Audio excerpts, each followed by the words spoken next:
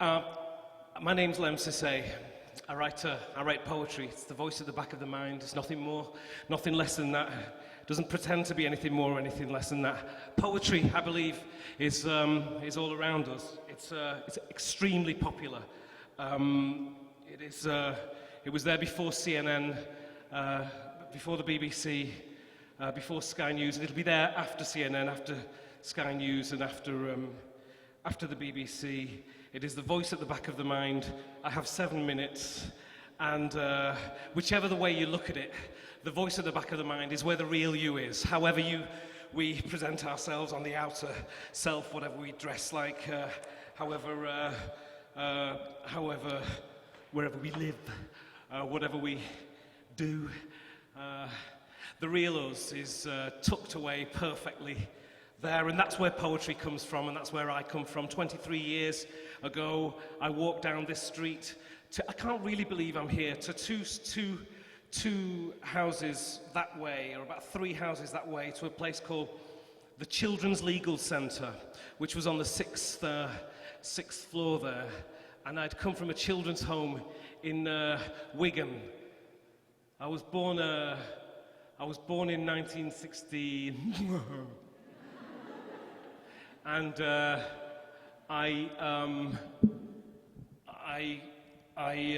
my foster mother, my mother approached I'm not on drugs, by the way, for anybody who's, but my foster mother, maybe I shouldn't have said that joke, you know what I mean? But if you want anyway, I'll be outside. No, maybe I shouldn't have said that either. In fact, maybe we should split up into small groups and discuss whether that was a relevant joke within this environment. But to do that, we'll need a worker to administrate the process. To get a worker, we'll have to apply for funding. So we'll split up into small groups. We'll get a finance committee to come back to the central management committee, and we'll need a constitution, and etc. Finally, we'll get the worker to administrate the process as to whether that was actually a funny joke or not, and I should say in this environment. But it turns out the worker's a wanker. You know, we got capital funding and everything. So what we'll have to do is to set up a different organisation to administrate the process as to whether that was relevant within this particular environment. 1967, mother comes to this country, has me fostered to a social worker for a short period of time while she studied. The social worker gives me to Christian foster parents and says to them, treat this as an adoption. We'll get her to sign. They keep me for 11 years. 11 years. By 11 years, they decide the devil is inside of me, and they put me into children's homes. The staff in the children's homes hold me for the next 7 years until they're no longer responsible for me. At 18 years old, they let me go. No Christmases, no birthdays, no weekends, no Saturdays, no Sundays. If you want to know what family is, have it taken away from you from birth for 18 years. If you want to know how important breathing is, it happens when your breathing is taken away from you. Otherwise, you don't think about it, and neither should you. I wouldn't wish on my worst enemy for them to know how important family actually is. At 18 years old, I'm given my birth certificate. My name is Lem Sisse. The name that I thought was mine up until then was Norman. The social worker had named me illegally after himself. The social services had to legally give me my birth certificate, and I had no family to give it to, and it said Lem Sisse on it. I spent all of my adult life searching for my family, my mother, my father, my sisters, my brothers, my aunts, my uncles. I watched little children run away from their parents, like crawl away and look back. And it's the looking back, the contextualizing of you that you do throughout your life to those central people in your life, whether you like them or not, whether you love them, whether they abused you. You have a point of, it's all relative. You have a point of context. It's why mums say, bring us your washing when you're 40. I only know that not because I've had children, but because I didn't have it. I spent all of my life searching for my family while writing books, making documentaries, proving what happened to me as a child, and writing books of poetry and traveling the world, and somehow I did it. My name is Lem Sisse. Lem is Amharic for why. My mother The social worker gave me letters from my mother pleading for me back in 1968 to the social worker whose name was Norman. My mother married the Vice Minister to Finance under the Emperor Haile Selassie. My father was a pilot for Ethiopian Airlines. My grandfather was a millionaire. There's a lot of love in them, and it doesn't matter what they had. It was all taken away in the revolution anyway. I found them all across the world. Now I have a fully dysfunctional family, just like everybody else. Thank God for that. Ladies and gentlemen, my name is Lem Sisay. I would like to invite onto the stage the person who invited me here, who gave away the 7 minutes of her time for me to speak to you. I'm artist in residence at the South Bank Centre. Facebook me. There's only one of me in the world. Ladies and gentlemen, Kate Daudy.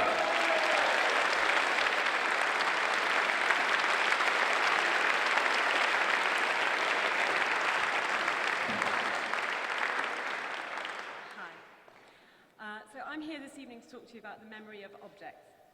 Can I have the first slide, please? When I went to see the Turin Shroud in 1998, I was interested, most of all, in the reaction that people had to the Turin Shroud. It was very strange because people were coming out furiously angry, saying that it was all a conspiracy. They were in tears of joy. They were so happy that they had at last been able to see this beautiful object. And it, in fact, seemed to hold up a mirror to them. I'm going to try and get this off. No. Next slide, please. Then here is the mirror of Lucretia Borgia. When this is on permanent hiding at the Victoria and Albert Museum, where it lives in the cellar, along with 90% of the collection. Thank you. Thanks very much. And I was very interested to go and see this because I wanted to see if the looking glass might take me back into the 16th century world of Lucretia Borgia, or perhaps it would be like in Lost Highway, where I would look at myself in this looking glass and in fact the face of Lucretia Borgia would look back. Sadly, that did not happen. Next slide, please. Here's another lifeless object, which is the body of Mao Zedong in Tiananmen Square. 8 million people a year come to see this object. And you have to be frisked.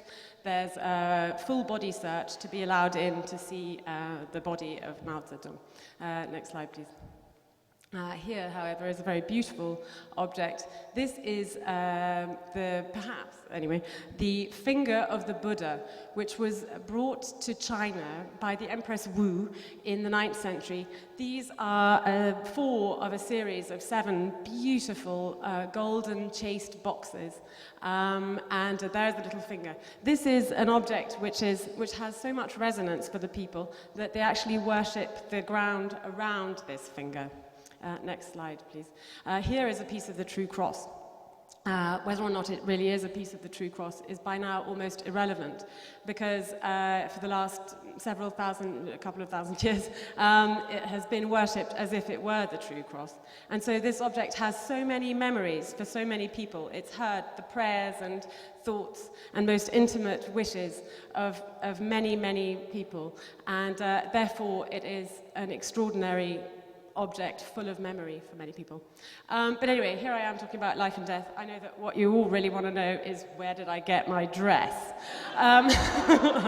Next slide, please. eBay. It's my favorite place. And my friend Grant and I have a competition with one another of who can buy the cheapest and most entertaining dress on eBay. Needless to say, I'm always the winner, otherwise I wouldn't have mentioned the competition. I'm not only the winner because I'm extremely cheap, but I'm also the winner because Grant very kindly always gives me whatever he wins.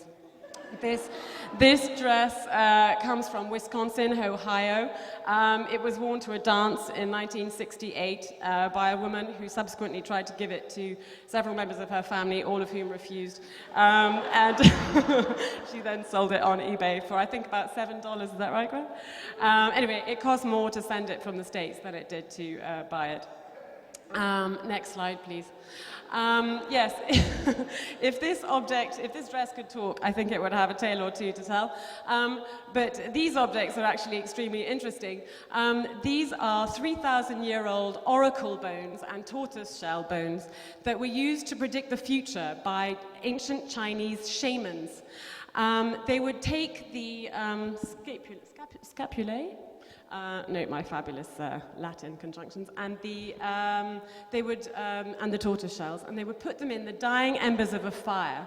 And in accordance with how the bones and shells cracked, they would foresee the future. They would then write on these little shards what they had been able to predict in the future. So, next slide, please. This was the beginning of Chinese writing. They then have been writing on objects ever since they started writing on shells and bones. Here is a beautiful vase from about 1600 BC. You can see on the rim of the vase here on the right the inscription, which says who made it and for whom. Next slide, please. Here is a square Hu vase with a 400-character poetic inscription, which commemorates a battle that took place and that was wanting to be celebrated. Next slide, please.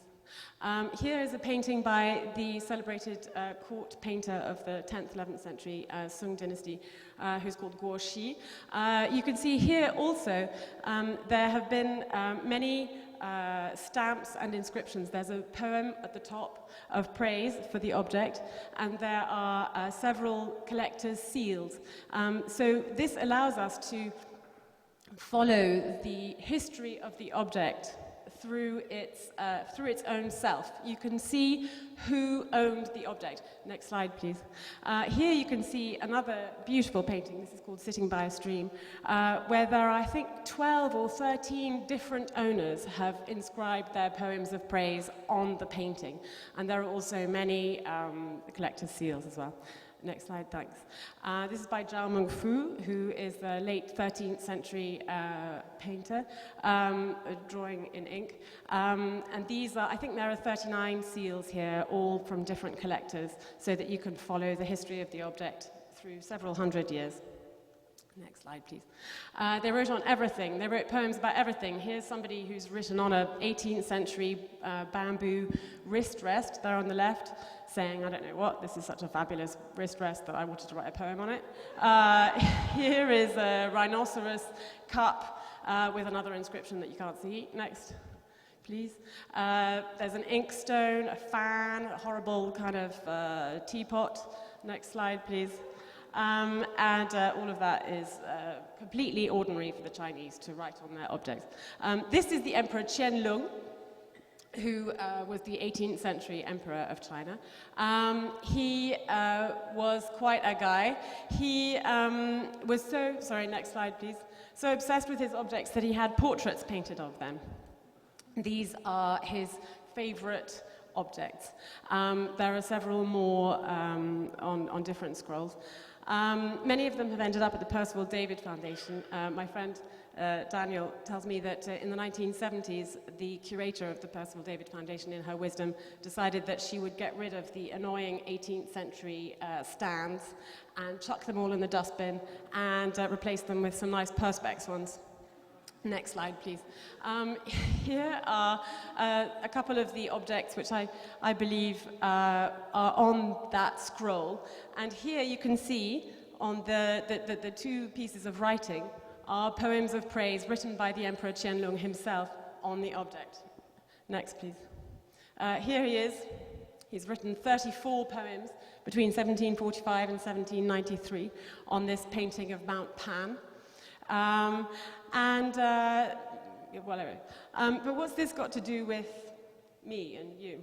Well, I, as an artist, write on objects following this Chinese tradition. There are all sorts of objects that I write on. Some have more or less resonance, like national flags, or baby shoes, or engagement rings, or wedding dresses. When my friend Grant found an amazing wedding dress that was quite new in a charity shop on the King's Road, he brought it over to my sitting room, and we sat and looked at it, and we were just so appalled and shocked and upset that somebody would have wanted to get rid of their wedding dress, that somebody had such violent feelings towards their wedding dress that they wanted it out of the house and that they were going to take it to the charity shop. We thought, who could possibly feel so strongly against their wedding dress? Who would be unable to live with it? And we thought perhaps a widow from one of the wars that we seem to be constantly engaged in. You see these photographs in the papers when these young soldiers die, and they're often on their wedding day. The bride, so beautiful and full of happiness and hope, and you think, it occurred to us that maybe girls like that might not find it easy to have their wedding dress hanging in their cupboard. We wondered what poem to write on it. There are, just for everyone to remember, there are 332 British soldiers who've died in Afghanistan since the beginning of the war there. And there are over 7,000 British soldiers who've died in Iraq. That's not counting the countless deaths in the Allied forces and on the opposite side. I thought it might be an interesting thing to write a poem about war down the back of a wedding dress so that we could remember the loss of these soldiers and the hole that they've left in their families. So I'm going to end my intervention, with, next please, a poem by this man, Wilfred Owen, who was born in 1893 in Shropshire, and who wrote many beautiful poems. He was published after his death by Siegfried Sassoon, and he died 7 days before the end of the First World War. So here's his poem with which I'd like to end my intervention, if I can hold a microphone and read aloud at the same time.